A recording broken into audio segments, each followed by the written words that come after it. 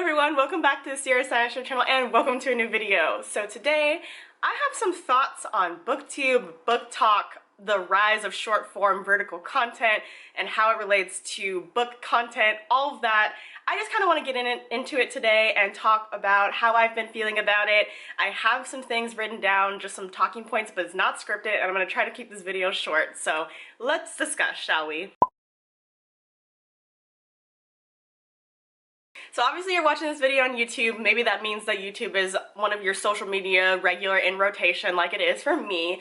I have personally been on YouTube for as long as I can remember. I had an OG channel back in like 2013 where like the biggest thing on YouTube was getting into the partnership program when it was really new, and the biggest thing about the partnership program was getting a channel banner and being able to customize your channel and things like that. So I have been on this platform for a long time and it's been really cool to see how it has evolved over the years. My original channel that I had when I was like 13 and 14 was about animal care. I was a big like pet person. I had hamsters, guinea pigs, fish, all the animals growing up, and so I used to make like pet care videos when I was a kid and I was really into it. I want to say that I stopped making videos around the time I started high school just because that took priority, and then obviously I started college and that really took priority. But I got an inkling in 2019 when I was done with my first year in college that I wasn't completely done with YouTube and making videos, because I super love making YouTube videos, editing YouTube videos. It's always been something that I've done since I was literally 13. So I was like, okay, I think I want to make a new channel, but what the heck am I going to talk about? And there came BookTube, because as you may or may not know, I have been running a book blog called Sierra Cynosure since 2015. I originally hosted it on Wix. I moved it to WordPress in 2019 because WordPress was blowing up in popularity. It was easier to connect with people that were doing book blogging things. But I found myself realizing that sometimes the way that I write is different from the way that I speak, and like some things I really wanted to talk about like on video form. And so in 2019 I got the idea, well, why do I not just make a YouTube channel that is related to book content, to reading? And there was the birth of this channel. So obviously, being on BookTube, I love watching reading vlogs, I love watching TBRs, I love watching monthly wrap-ups, I love all of those type of long videos that I can just sit down with like a cup of tea or a cup of coffee and just watch. So with all that being said, I'm just trying to get across the point that I do not hate BookTube, I do not hate the way that it's evolving. I love BookTube and I will be here to stay. But what I really want to talk about in this video is how the bookish space is evolving from like this kind of long form, evergreen, horizontal type of video content to short form, very fast paced, vertical phone content. And we all know I'm talking about BookTok here. And let's make another disclaimer that I'm not trying to hate on BookTok. I'm not an anti-BookTok person. It's just been interesting to see how quickly the content has shifted, how quickly the meta has shifted, it feels like. And I feel like this happened with multiple areas of the internet with the rise of TikTok and the pandemic.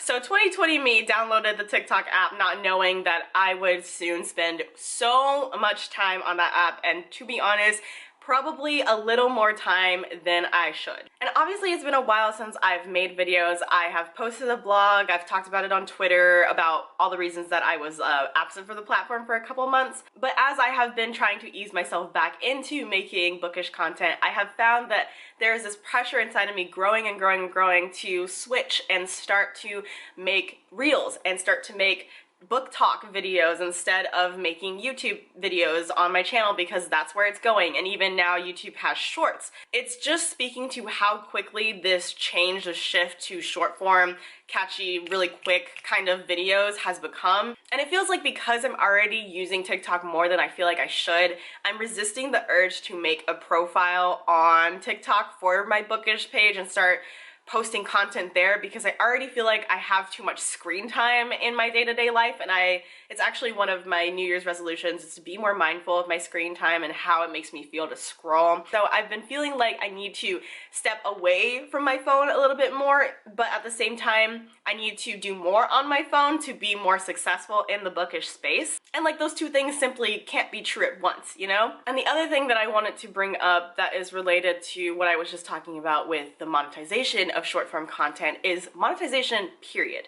I've had this talk with a lot of people in my life, but I feel like now in American culture, and not now, it's always been this way, living in American culture is really hard sometimes, because I feel like there is so much pressure to, if you have a hobby, make your hobby make you money, like make it a side hustle. And I have had this contention with my platforms for a long time now, especially because I have had my platforms for so long. Again, listen, I am not here to hate on anybody getting their bag from YouTube or TikTok or Instagram for bookish content. I'm not a hater. I'm not saying that monetization of these platforms and bookish content is a bad thing, okay? That's not what we're talking about here. Like I said, I've been running my book blog since 2015, okay? And then with YouTube, I was on YouTube before monetization was even a thing. So there was no like creator fund or like, you know, there just wasn't that pressure to make videos in order to monetize them. It's been interesting being on the platform for so long that I have seen the shift of I'm making videos because I want to create and it makes me happy and it's a fun hobby to like I'm making videos because this is my job, this is how I pay my bills, like I have to make videos. I'm just saying that I have found contention and like pressure in myself that because I've been on these platforms for so long, and I don't currently receive any type of monetization from my blog or my channel, I feel like I'm failing in a way, or like I'm not doing what I'm supposed to be doing with my platforms, if that makes sense. And I really hope that I'm speaking to somebody else that understands what I mean by this, because I don't want it to come off as like me being like a hater of monetization, like I said, or a hater of short form content.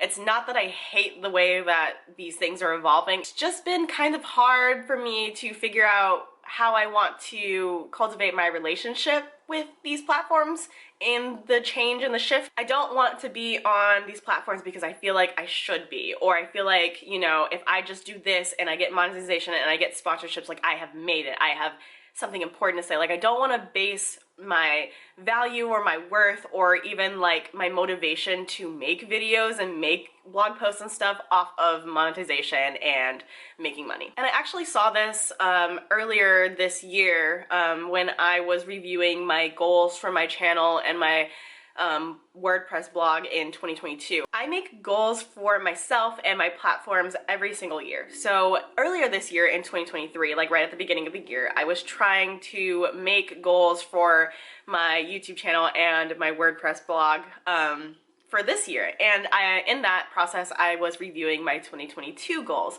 And I actually had written down on my Notion dashboard that one of my 2022 goals for my platforms was to land like a sponsored video or like a sponsored post on my blog.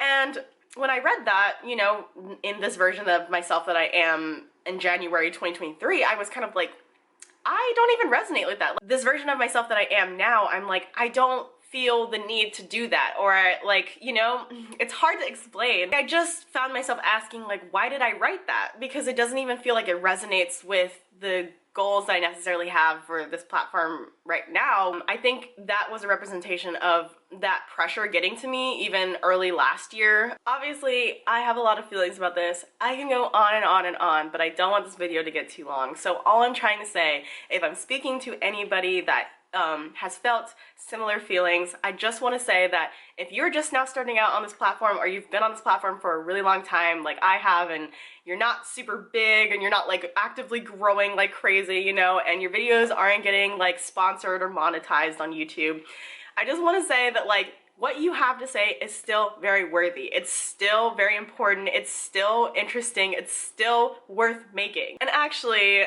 in my notes that I wrote in my little journal here to wrap up this video, I wanted to share my 2023 goal for my YouTube channel and my WordPress book blog. What I wrote here was 2023 Sierra Cynosure channel goal is to show up and create regardless. So I am going to continue to post videos here throughout the year, and we're just gonna kind of see how they go. If they don't do well, they don't do well. If they do well, that's amazing. And I'm just gonna try to affirm to myself that no matter what I am creating is worth creating because it's a part of me. It's me sharing who I am with the internet and people that are so graciously watching this part of my life, and I appreciate anyone and everyone that tunes in. Let's just make it a year of creating things that make us happy regardless of what's trending or what's doing well, and that's where I'm gonna be this year. That is my vibe for these platforms of mine, and I'm really appreciative if you continue to come with me on this journey. Let me know in the comments if you've had any of these thoughts or feelings before. I would love to talk to some of you and just share thoughts and opinions. Thank you so much for watching. I appreciate it, and I will see you all on the channel next Sunday. Bye, everybody.